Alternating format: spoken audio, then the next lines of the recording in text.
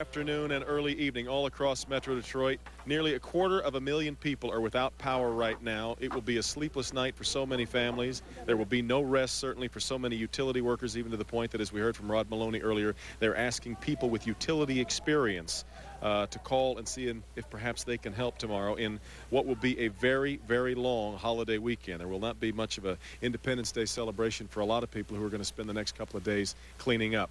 I wanted to bring Chuck Gaedeke in here for us to discuss a little bit of, we've heard so many people, Chuck, just about everywhere where I went tonight, people were saying, well, I saw the tornado, and it's going to take a much more than an eyewitness saying that. It is a very complicated procedure, but as you and I were watching the radar picture develop, we kept saying, boy, look how many little hook echoes there could be, and so there may well be a lot of different tornadoes out there. I don't think there's any question, Devin. You and I were discussing that. The National Weather Service Doppler radar spotted some hook echoes. It's a comma-shaped inclination to the radar picture, and that indicates where a possible tornado is. And there were a lot of people on the ground that simply looked up and saw funnel clouds or tornadoes as the funnels touched the ground move through their area. But there is a difference. Someone that has a giant oak tree ripped out of their front yard cannot believe that a tornado didn't do this. And oftentimes there are just straight-line thunderstorm winds that do the damage. Let me explain the difference.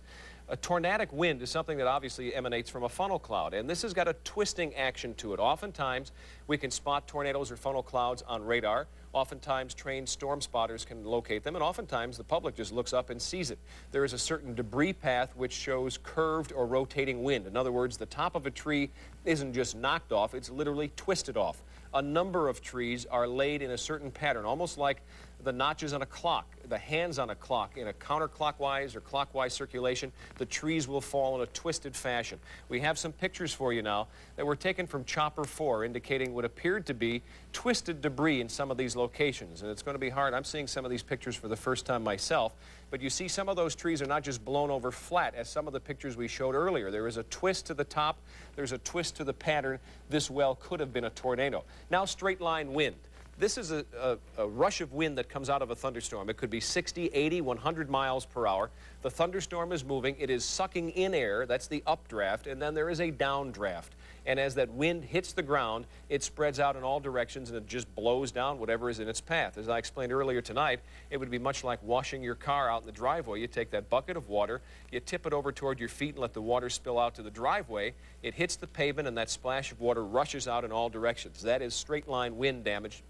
That occurred tonight, can well exceed 100 miles per hour. I'm sure we had winds tonight of 60 to 100 miles per hour that took the roofs off of homes, took down trees, and caused all kinds of other problems. So I hope that clears up some of the differences, but I don't think there's any question, Devin, we had both problems tonight. Right. But it's interesting because there does seem to be almost a certain strange cachet to saying that it was a tornado. People seem to want to believe that it was a tornado rather than straight-line winds, when actually the straight-line winds can be worse, given the right conditions, than a tornado. No question, and the straight-line winds can kick up a debris cloud just as well, and sometimes people see that coming and they think it's a tornado. We can't question anyone. If they have damage tonight, they obviously were affected, but there is a difference, and that's what it is. Yeah. Well, and the damage here in the Grosse Pointe area, Chuck, you're familiar with the east side, is very striking, and obviously these trees are part of the signature of the east side of the, and I mean, some of these have been completely ripped out by the roots, many others though, and you're talking 100, in some cases 200-year-old trees. These things are never going to be replaced. That's a sad case, and as you know, they're called tree cities. Right. And it's unfortunate. Yeah. We've got much more to come coming up here tonight as we take a look back at what has happened. This has only been 5 or 6 hours ago. So many people still assessing how their lives have been changed so dramatically in just a couple hours. More to come on the Night Beat in a minute. Channel 4's Eyes. Thunderstorms and high winds tear off roofs, knock down walls, turning buildings into piles of bricks and rubble. And certainly our own Chuck Gaedeke has been tracking the storm since early this afternoon, and you said it really wasn't a surprise. No, it wasn't. The National Weather Service saw it coming. We could tell early this morning that there was trouble, the way the weather was brewing and the way the conditions were, and indeed it turned out that we had the roughest weather in a long time come our way.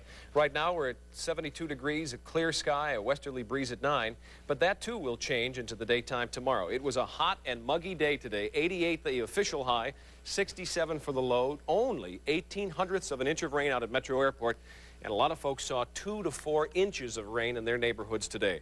82 and 60 are the normals, they're the records, and sunrise tomorrow morning, which you might get a glimpse of depending on how fast the clouds fill in, as it's 6:02. Doppler 4000 radar, I must have said that dozens of times tonight. but this is one gizmo that was worth its weight in gold today. This is a system that performed admirably, and you can see some scattered showers now, mainly from a Port Huron area down through Ontario, a few more scattered into Wayne County and then downriver, but these are no big deal showers.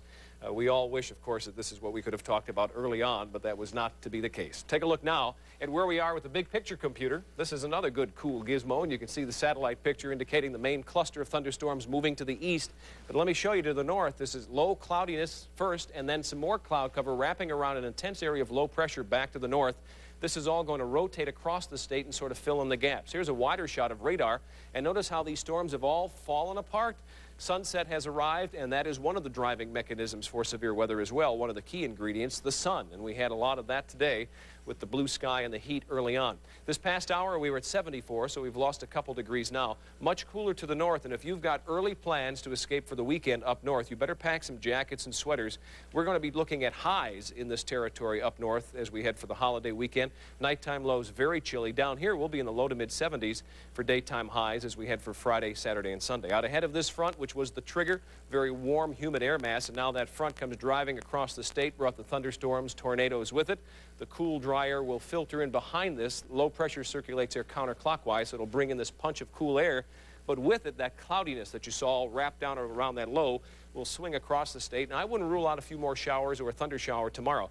And it doesn't look like tomorrow's going to be a pleasant-looking day. We'll have clouds, maybe a few peaks at the sun, and a few showers from time to time. But definitely a cooler blast of air coming our way with windy conditions as well. So here's how the forecast shakes out for the rest of this night. And all clear relative to any severe weather, but there are still flood warnings posted on the Clinton River and also the Middle Rouge River tonight. Partly cloudy generally. Isolated showers will exist early on, and the nighttime low will hit 65. Tomorrow, you'll notice that wind is increasing at the bottom of the page, and it continues to increase tomorrow 15 to 25 miles per hour. A high tomorrow only in the mid-70s.